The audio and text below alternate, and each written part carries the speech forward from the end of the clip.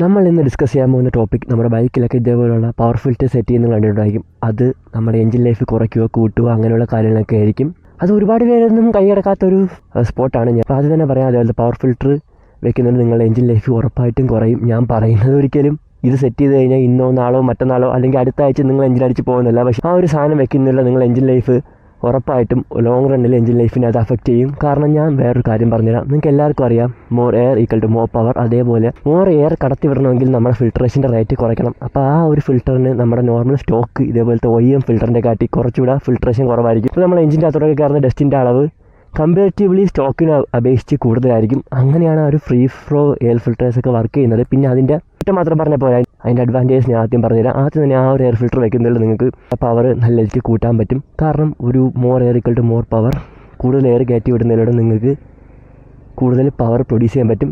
പിന്നെ ആ ഒരു സാധനം നിങ്ങൾക്ക് ഒരു ലൈഫ് ടൈം ഇൻവെസ്റ്റ്മെൻ്റ് ആണ്. ആ ഒരു സാധനം വെച്ച് നിങ്ങൾക്ക് ഇടയ്ക്ക് റിപ്ലേസ് ചെയ്യേണ്ട ആവശ്യമില്ല. അത് തന്നെ ഊരിയിട്ട് ക്ലീൻ ചെയ്ത് ഇടാൻ പറ്റും.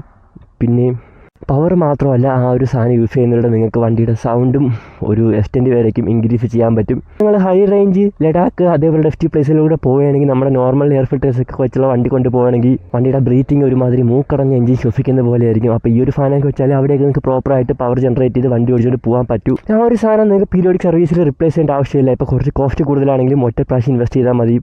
പ്രാവശ്യം ഇൻവെസ്റ്റ് നിങ്ങൾക്ക് ക്ലീൻ ചെയ്ത് യൂസ് ചെയ്യാൻ പറ്റും. ഇടയ്ക്ക് വെച്ച് അതിൻ്റെ കൂടെ തന്നെ കിറ്റി വരുന്ന ഓയിലും കാര്യങ്ങളും മാത്രം അതിലൊന്ന് ജസ്റ്റ് അപ്ലൈ ചെയ്ത് കൊടുത്താൽ മതി. കാരണം ഓയിൽ അതിൻ്റെ ഒരു ഫിൽട്രേഷനെ കുറച്ചുകൂടെ ബെറ്റർ ആക്കും. ആ ഒരു വരുന്ന ഡസ്റ്റിനെയൊക്കെ അതൊരു മിനിമം ലെവലിൽ മാത്രമേ അപ്ലൈ ആവൂ. അതൊക്കെ അതിൻ്റെ ഒരു യൂസർ മാനുവലിൽ കൊടുത്തിട്ടുണ്ടായിരിക്കും. ഇനി അതിൻ്റെ ദൂഷ്യവശങ്ങളിലോട്ട് കിടക്കാം. ആ ഒരു സാധനത്തിൻ്റെ പ്രൈസ് നിങ്ങളുടെ സ്റ്റോക്കിൻ്റെ കാട്ടി ഒരുപാട് കൂടുതലാണ്. അതാണ് ഫസ്റ്റത്തെ പ്രോബ്ലം. പക്ഷേ അത് നിങ്ങൾ എന്തായാലും എയർ ഫിൽറ്റർ മാറ്റുന്ന കോസ്റ്റായിട്ട് ടാലി ആകും. പക്ഷേ ഒറ്റയടിക്ക് നിങ്ങൾ കുറച്ച് പൈസ അധികം ഇറക്കേണ്ടി വരും. ഇതിൻ്റെ കാര്യമാണെങ്കിൽ ഇതിൻ്റെ ഒരു എയർ ഫിൽറ്ററിന് ഒരു 250 രൂപയ്ക്ക് അകത്തെ പ്രൈസ് വരുന്നുണ്ടെങ്കിൽ നിങ്ങൾ പറയുന്ന പവർ ഫിൽറ്റർ 2500, 3000, 4000 ഒക്കെ വരും. ഞാൻ ഇപ്പോൾ പറഞ്ഞത് നല്ല ഏതെങ്കിലും കമ്പനിയുടേതാണെന്ന് വെച്ചാൽ BMC, Canton അങ്ങനത്തെ ബ്രാൻഡിൻ്റെയൊക്കെ നിങ്ങൾ ഡ്യൂപ്ലിക്കേറ്റ് സാധനമൊക്കെ വാങ്ങിച്ച് വെച്ച് കഴിഞ്ഞാൽ ഞാൻ പറഞ്ഞ കണക്ക് ഇന്നോ നാളെ മറ്റന്നാളൊക്കെ നിങ്ങൾ എഞ്ചിൻ അടിച്ചു പോകും. പിന്നെ ഇതിൽ കുറച്ച് പവർ ജനറേറ്റ് ചെയ്യാൻ കൂടുതൽ എയർ മാത്രം പോരാ. കൂടുതൽ എയർ വരുന്ന സമയത്ത് കൂടുതൽ ഫ്യൂലോടെ വേണം. അതിപ്പോൾ ഒരു ഇഞ്ചക്ടറുള്ള വണ്ടിയൊക്കെ ആണെങ്കിൽ നിങ്ങൾക്ക് എയർ ഓട്ടോ സെൻസറും കാര്യങ്ങളൊക്കെ ഉണ്ട്. അപ്പോൾ വരുന്ന എയറിനനുസരിച്ച് ഫ്യൂലും താനെ അത് റെഗുലേറ്റ് ചെയ്തോളും. പിന്നെ അതിൻ്റെ പീക്ക് ഒരു പെർഫോമൻസിലൊക്കെ നിങ്ങൾക്ക് എത്തണമെങ്കിൽ ഉറപ്പായിട്ട് ഈസി ട്യൂൺ ചെയ്താലേ ആ ഒരു ഇതിലോട്ടെത്തു.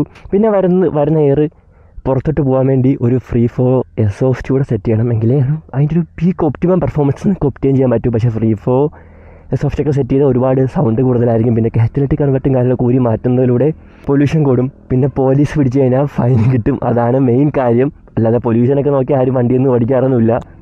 കാർബറേറ്റഡ് ആയിട്ടുള്ള എഞ്ചിനിലോട്ട് ഈ ഒരു സാധനം നിങ്ങൾ സെറ്റ് ചെയ്യണമെങ്കിൽ ചുമ്മാ എടുത്ത് വെച്ച് കഴിഞ്ഞാൽ ഒരു പവർ ഒരു അടി പോലും കൂടില്ല. കാരണം ഇതിൽ ഓട്ടോ സെൻസേഴ്സും ഇതേപോലത്തെ ഒരു വണ്ടിയിൽ അങ്ങനത്തെ കാര്യങ്ങളൊന്നും വരുന്നില്ല. നിങ്ങൾ എത്ര എയർ കയറ്റി വിട്ടാലും അതനുസരിച്ചുള്ള ഫ്യൂലിംഗ് ഒന്നും കിട്ടില്ല. അപ്പോൾ എന്തായാലും കാർബറേറ്റർ ട്യൂൺ ചെയ്താൽ മാത്രമേ ഈ ഒരു വണ്ടിയിൽ അത് യൂസ് ചെയ്തിട്ട് നിങ്ങൾക്ക് വല്ല കാര്യം ഉണ്ടാവും. ഇല്ലെങ്കിൽ ചുമ്മാ കുറച്ച് പൈസ ഇറക്കി അത് വാങ്ങിച്ച് വെക്കാമെന്ന് മാത്രം. പിന്നെ ആ ഒരു സാധനം നിങ്ങൾക്ക് എയർ അടിച്ച് ക്ലീൻ ചെയ്യാനും അതേപോലെ തന്നെ ക്ലീൻ ചെയ്യുന്ന സമയത്ത് അതിൻ്റെ കൂടെ തന്നെ കിറ്റിൽ വരുന്ന ഓരോ ഇട്ടൊന്ന് സെറ്റ് ചെയ്ത് വെച്ചാൽ മാത്രം മതി.